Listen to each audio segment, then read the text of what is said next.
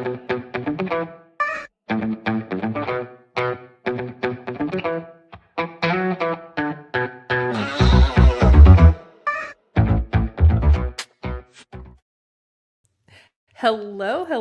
Welcome back, you guys. This is Crypto News with Julie Kennis. I'm your host, Julie Kennis. Thank you all for tuning in with me again today. You guys, Bitcoin is showing a little bit of weakness. I think that's kind of what we were all expecting at this point. World leaders are continuing to meet at Davos. No big news has come out as of yet. We did hear from Elon Musk earlier today. Still, nothing too exciting to write home about coming out from Davos today. Brian Armstrong is still continuing to withhold his support of the Clarity Act, stating that there is the stablecoin yield issue that they're still trying to work through, which I think is a good thing. Yeah. Where is Brian? Hello, and shout out to everyone in the chat. I see you, Mike Volmer, saying hello to you in the chat earlier today. Peace of my mind, you're number 2, Blocky number 3, and we have no Brian. Where is Brian? Sad face.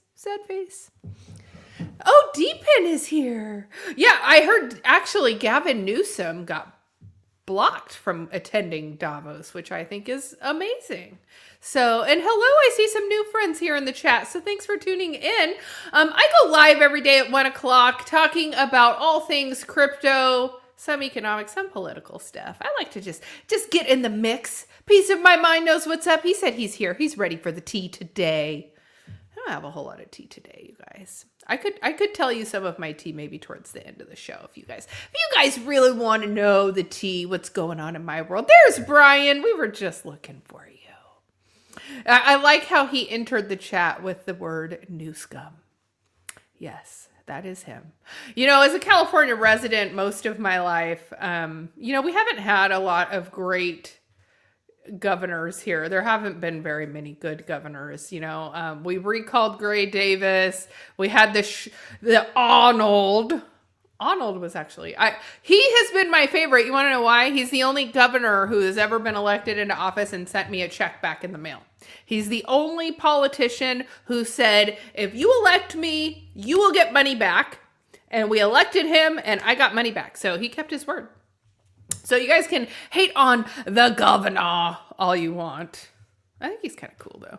In fact, he has some personal ties to Bakersfield. I don't know if you guys know or remember following the story at the time when he fathered a love child out of wedlock. The nanny, of all the things, the nanny. It was the nanny's baby.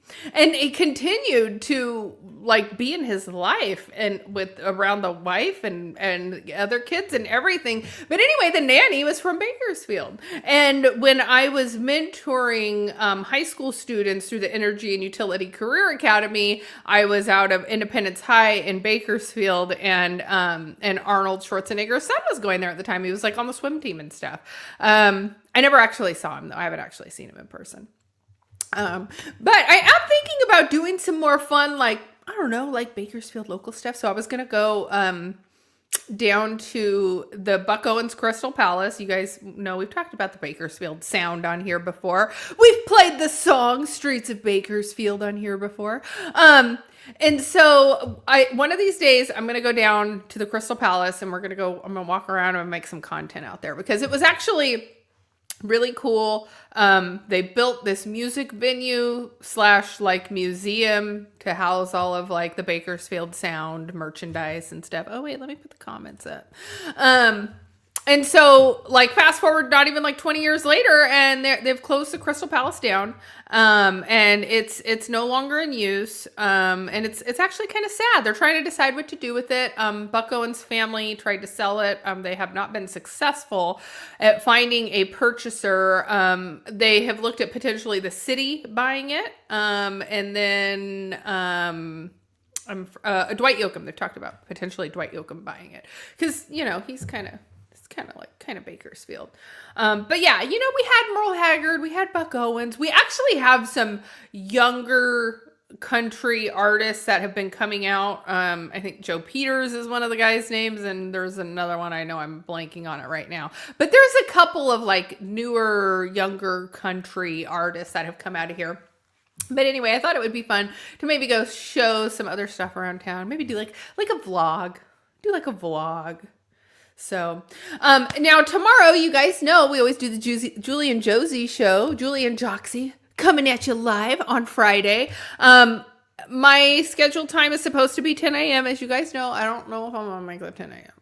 I had some stuff come up and my like day is super full tomorrow.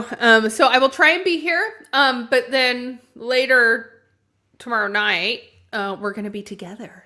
We can be together. We might do an impromptu live, but we're going to be on vacation. So we'll be together. We will be acting very silly, and I'm excited about it.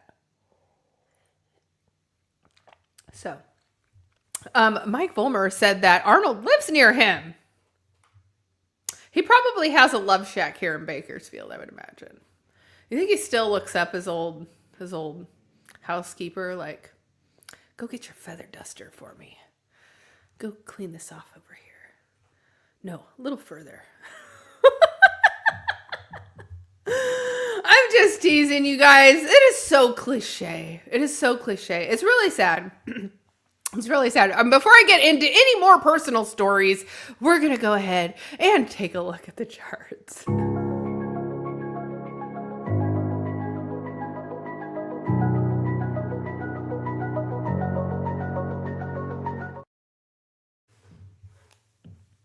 That's right. Yeah. Randy Hipper, she does go live. She's usually pretty early for me because I'm Pacific time. So usually I'll watch Randy before I even make it out of the house. I'm having like my first coffee of the day. I'm waking the kids up. I'm going, get your behinds up.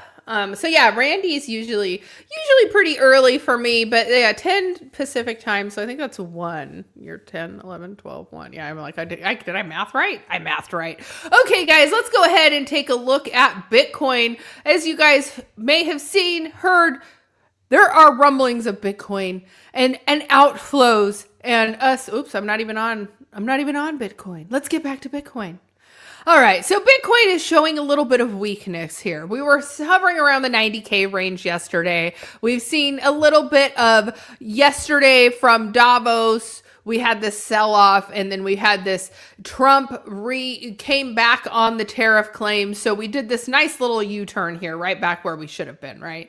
So basically, we're just sitting here in this little channel right now, and we're stuck around the 89,000 range. We have not dipped much lower. We have not dipped much higher. We're basically just sitting here in a holding pattern, waiting to see what happens next. I'm scraping the news out of Davos to see what's happening. I don't know. I feel like more of the bullish news was earlier in the week. But again, Trump, every time we've got bullish news, he wants to go ahead and threaten tariffs, and then we see these nice big red candles. We retrace. So here we are. Okay, so since Bitcoin is down just slightly, everything else is down slightly on the day. Taking a look at Ethereum, has dipped below 3,000 at 29.43. Solana cannot get above 130. It is hanging on to 128. Would like to see it back in that range. Hello, Mark Dutch. I saw him earlier too. I was making the rounds in the YouTube chats. I said, Dutchie's here. You know, that live stream was a new live stream for me, Mark. And I saw that you have a wrench over on that channel. I don't know who that was. I subscribed to their channel, but I think the fact that you mod over there and were like typing it, like I was looking for live shows and that one popped up for me. So I thought it was fun. I always like it when I find new crypto shows. So anyway, I was happy to see you there. Taking a look at Chainlink, has dipped below 13, where it remains at 12.24. Litecoin is trading at $68.18, and Dogecoin perpetually at 12 cents. All right, let's go ahead and take a look at our crypto bubbles. And guys, look, if you're over on the vertical live, go over to the horizontal, smash the subscribe. I'm here every day, mostly every day. Not every day, but mostly every day. All right, mixed bag on the top 100, down 8% on Pump, up 10% on other. I don't even know what River is. Can somebody give me the alpha on River and why this is pumping unlike anything else? I have not seen this one before. I do not know what this is. Let's see. It's up 17 spots at rank 58. Let's see. Oh no. Guys, give me deets. Give me deets in the chat if you have it. If not, I'll have to go look it up later. Oh, it was Divine Hood Trading. Okay, Divine Hood Trading. Have you guys seen that? What sort of a name is that, Brian? Okay, you guys want to know why I am so creative? I'm Crypto News with Julie Kennis. This is why. Because originally I was Degen Divas, and then I was becoming known as Degen Diva. And I'm like, well, I don't want to be known as Degen Diva. So I'm like, you know what? I'm Crypto News with Julie Kennis, and you guys just all know who I am. So there it is. All right, we'll stop sharing that. All right, you guys, let's go ahead and dive into some breaking news.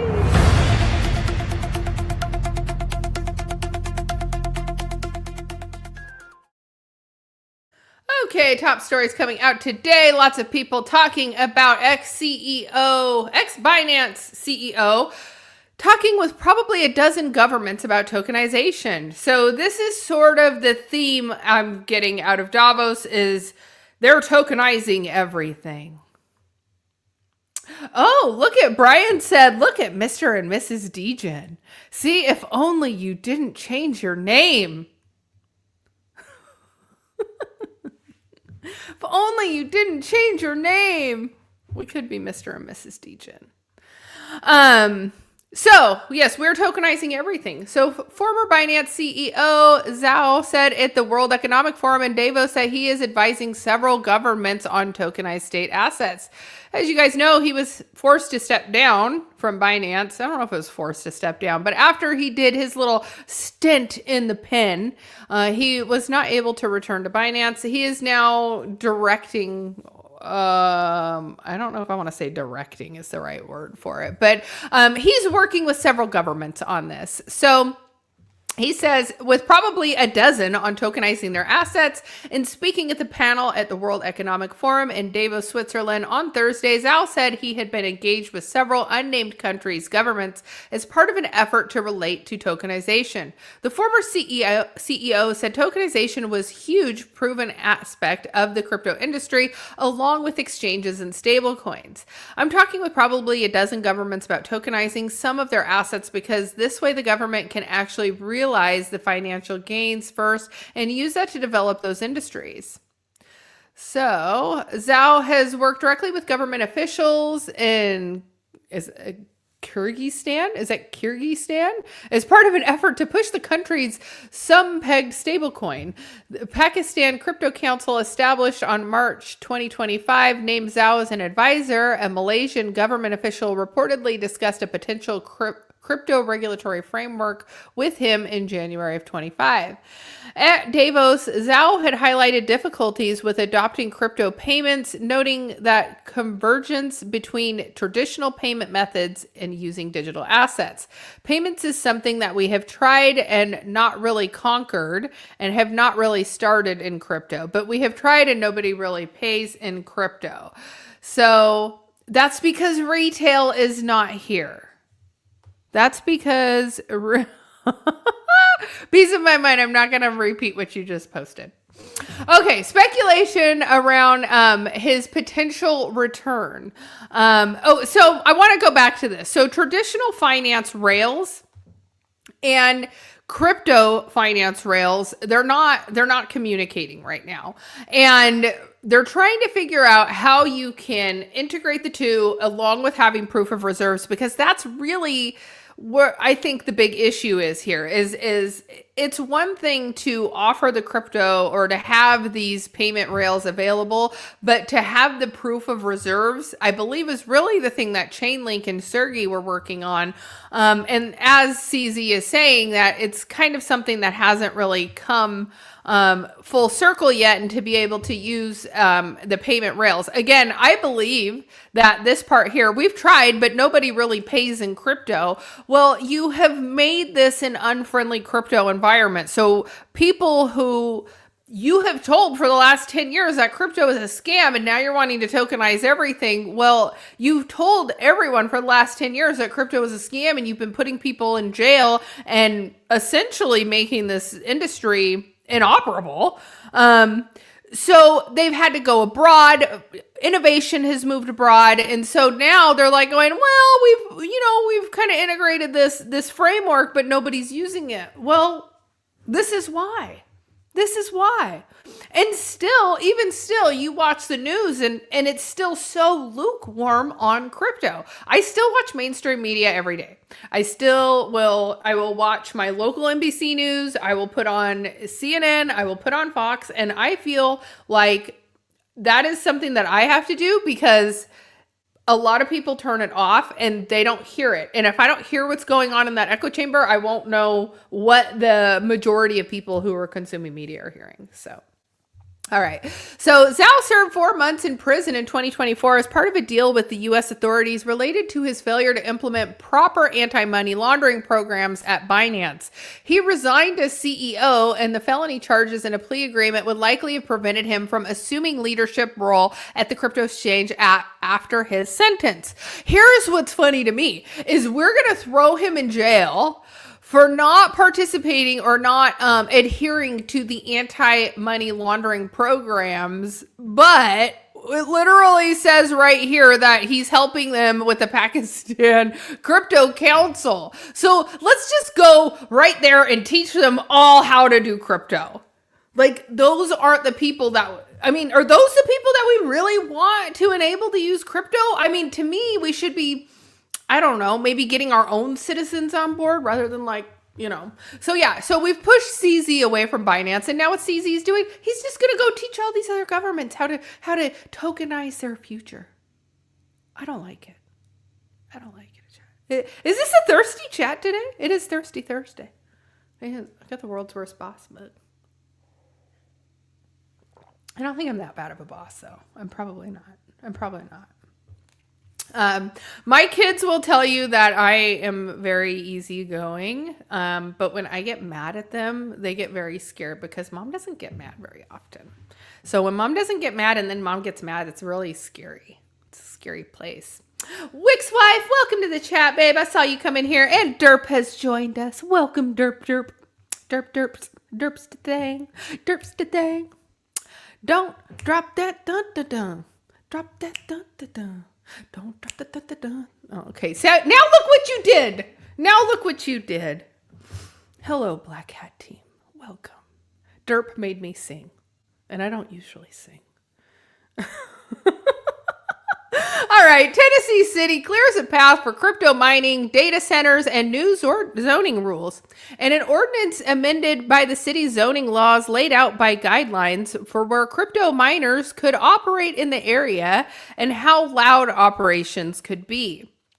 So the board and mayor and aldermen of Kingsport, Tennessee approved the changes to the city's zoning rules that could pave the way for cryptocurrency mining companies and data centers to operate locally. In a Tuesday meeting, the board unanimously approved the first reading an ordinance to amend the land zoning related to data centers and cryptocurrency mining sites, according to local reports. The ordinance sets the guidelines on where those facilities could be located within the city. Its approval followed recommendation from Kingsport Planning Division in December and requires a second vote before the amendment is formally adopted. The city's industrial district zone code text was created without the anticipation of mass digitalization. And said the City Planning Commission report to the board, staff expects to see new digital data-based industries looking for locations to develop. This text amendment allows for the city and appropriately locate these and permit these uses. So I think this is a good thing. That we're starting to see data centers popping up all over. I've talked before about how these can work to curtail energy loads. They can ramp up, ramp down accordingly to help stabilize the electric grid. I am a proponent of mining. So according to the amendment, crypto mining companies would be permitted to operate in Kingsport provided that they were in a completely enclosed building and not located within 500 feet of a residential building or district. So one of the issues that we have with crypto mining is when you get all of the miners turned on and they're operating at peak, they're very, very loud. That's one of the biggest complaints I think that people have in residential areas with mining. So the proposal noted that any crypto mining operation would be subject to approval based on the sound study with a maximum sound level of 60 dBA from the property line. So residents in other areas of the US, including Hood County, Texas, have filed lawsuits over noise of crypto miners. So yeah. And then what happens is they'll come out to inspect and they'll do their ratings, and these miners are just doing things to turn it off or to turn some, ramp down, and they can sort of manipulate their way around. So somebody comes out, they do the quality control check, everything looks good. But then as soon as that person leaves, they turn all the miners back up, and then the residents are stuck hearing the really loud squeal, screech, whatever you want to call it. So anyway, but I think this is a good move. Tennessee, they have land. It's, maybe some of the rural areas. I think it's a good thing. It's a good thing.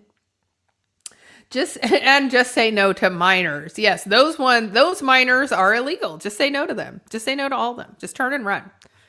It's probably a Fed anyway. So, all right. Moving on to the next story. Bitwise launches actively managed ETF pairing Bitcoin with gold. An actively managed fund blends Bitcoin, precious metals, and mining stocks as asset managers expand crypto's role in macro and capital preserving strategies.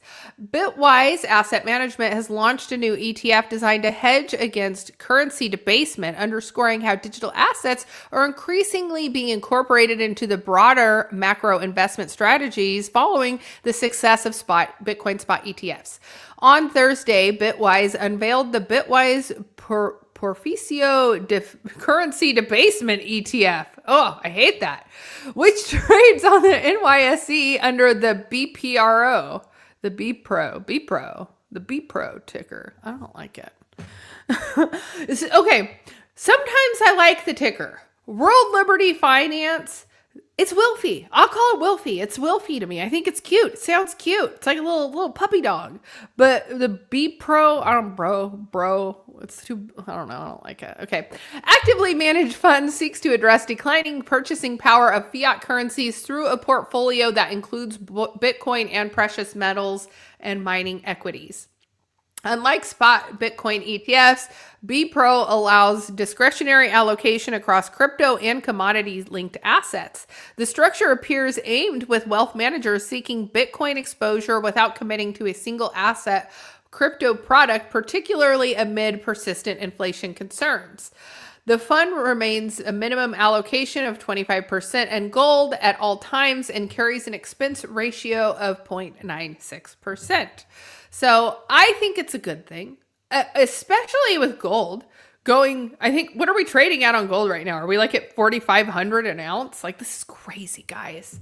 This is crazy. Like, as somebody who has been holding on to precious metals and that have not budged for the last 10 years, I don't want to say the last 10 years, but precious metals have kind of just been stagnant and haven't really moved in the last like 5. And now all of a sudden we're seeing just major movements on it.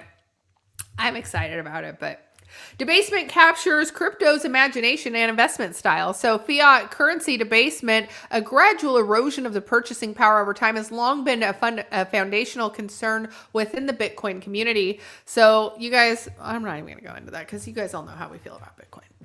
Just buy Bitcoin. Just buy and hold Bitcoin. So I'm a little tired today, you guys. Let me tell you, last night was crazy. My dog, he's a really good guard dog. My dog he's not going to let anybody, oh my gosh, is gold really almost 5,000 an ounce? That's crazy. 48.49. Almost 5,000 an ounce. That's crazy. I mean, I know I'm such a dinosaur. Yeah, so last night my dog was going crazy, guys. My dog was going crazy. And I'm just conveniently sandwiched in between two of probably the worst. I don't even know if I should go into it. I probably shouldn't even go into it. Last night, my dog was going crazy because my neighbor's light was on and my dog was getting stranger danger last night. He was going crazy. Okay. He was going crazy. And I don't usually go out and like hush him down, but like there was something going on next door. And so I ended up calling my friend, texting my friend this morning, just saying like, hey, you know, sorry about the dog. The dog is, you know, he was going crazy. Well, her husband are going through a divorce. It's kind of a crazy story, but he took her card and booked a private jet with his girlfriend to Cabo, like left his family on vacation and booked a private jet to Cabo with her credit card. Okay. So they've got like this mess next door, and it makes me sad because I don't like seeing couples separate. I think it's sad for the kids. It makes me upset. So, but whatever. So this happened. And so she's in the process of separating her husband, and my dog is going crazy at their house last night. But she lives out of town now. All this like, you know, crap hit the fan, and she's like, I'm peacing out. And so she left and bought herself a nice new house somewhere else away from all the drama. So, but the light was on last night. And the light was on. So I'm like, I had to do girl code. Just so you know, lights were on at your house last night. You might want to check your cameras. So, and then I was mad because I was like getting mad at my dog, telling my dog to be quiet because I wanted to sleep. It was like midnight, 1 o'clock in the morning. My dog was losing his shit. And I'm like, but he was doing his job. He was like, there was somebody next door that shouldn't be next door. And I was going crazy. This is what you have me for. I'm doing what I'm designed to do. So I'm tired. I didn't get enough sleep last night. And I had to do girl code this morning, guys. It's rough out here. It's rough out in these streets. So I'm going to go take a nap. I'm just kidding. I'm not going to get a nap today. I'm going to go take my daughter for her permit test. Hopefully she passes this time. And then if not, I'll have to make another one. And then tomorrow, Julie and Joxy live at 10 a.m. Hopefully I'm here on time. I got to go to the doctor with my daughter in the morning. And then we are wrapping up kind of early because we will be together Friday night. We got to hit the rave. You going to come party with us? Bring your bathing suits. Bring your dancing shoes. It's going down tomorrow on the Julie and Joxy show. So that's the show for today, you guys. As always, smash the subscribe. I will be back tomorrow. This show, as always, is powered by the Gokhshtein News Network. I look forward to seeing you all on the next one. Bye-bye.